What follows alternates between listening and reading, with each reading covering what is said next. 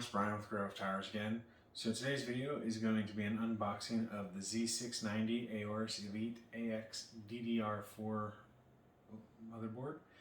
Now this was purchased for a friend / client, and so this is going to go into their system, not one that I'm building, but I wanted to give a little look-see at what you get for $200 plus tax. It was $199.99 plus tax, so it came out to just under $213 here in Utah. But let's take a look and see what we get for our $200.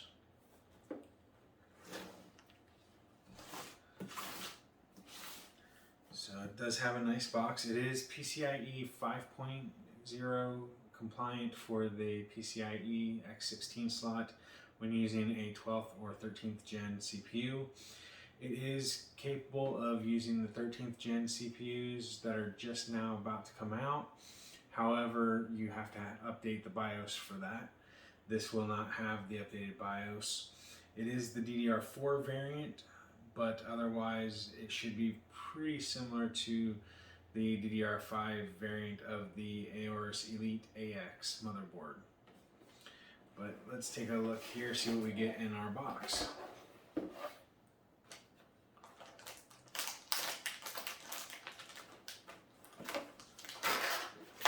So we've got the motherboard in its little tray. We've got the little multilingual installation guide, the instruction book, and it looks like everything that comes with it other than the motherboard. So let's put the motherboard tray back in.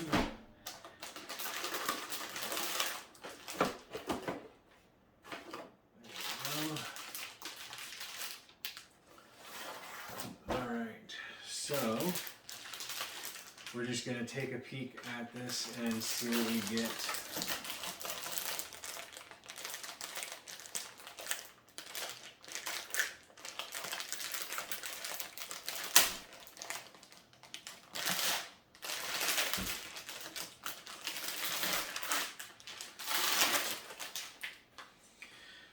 So it does have the I/O shield built in, no extra piece for that, so that's cool.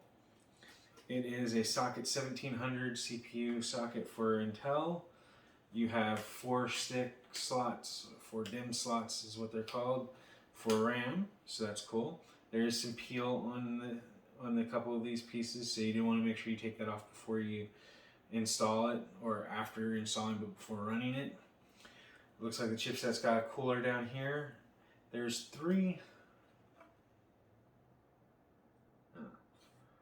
spots that I see for M.2 drives. I thought I read that it has 4 slots, but there's M.2 slot here with a heatsink, and then there should be 2 more here that are M.2 slots as well that have 1 heatsink that shares between the 2 of them.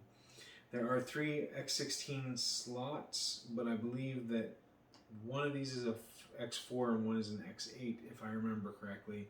And then the top one is an X16.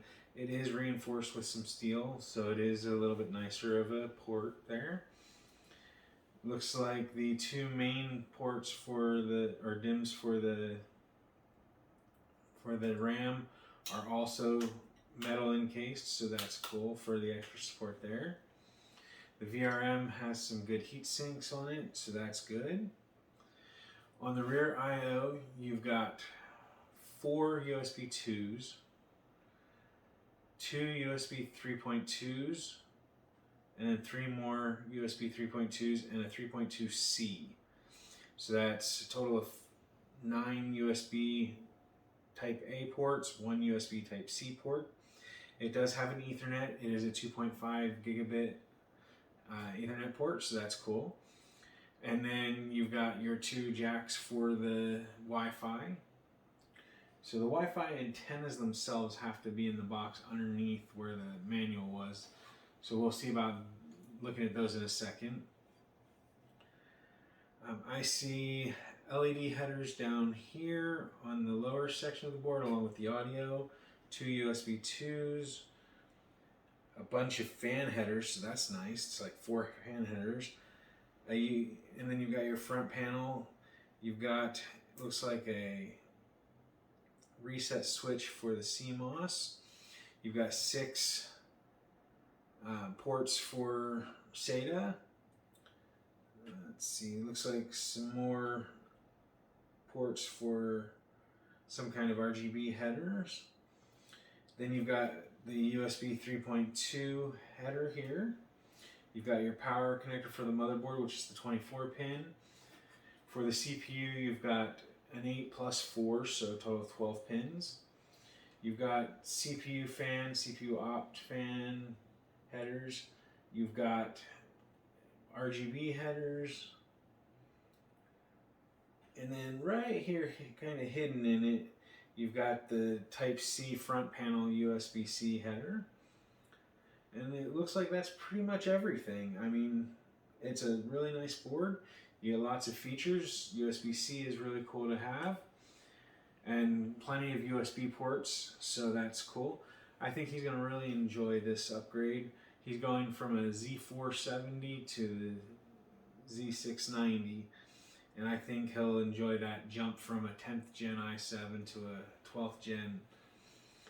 But, so I'm going to cut this in because I forgot to film this part. There's the antenna for the Wi-Fi.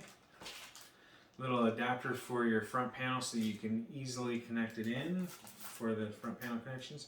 An M.2 screw. Another M.2 screw. Another M.2 screw. So a total of 4 M.2 screws, and still some SATA ports there, some SATA cables for data.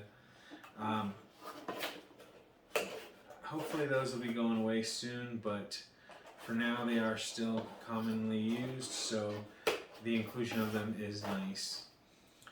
But yeah, so those are the accessories that I forgot to film and that I'm adding back into this earlier. Anyway, I hope this video helped you decide if this is the right motherboard for you. If it did, or if you just found the video entertaining, make sure you hit the like button down below. If you haven't already, subscribe. Make sure you hit the subscription button that should be in this general area here so you can keep up to date on our new videos in our community section. And then, as always, if you have any questions about myself, the product, or the channel, make sure you leave those down below or on Twitter @TowersGrey. So thank you for watching, everyone. I hope you have a wonderful day. Bye for now.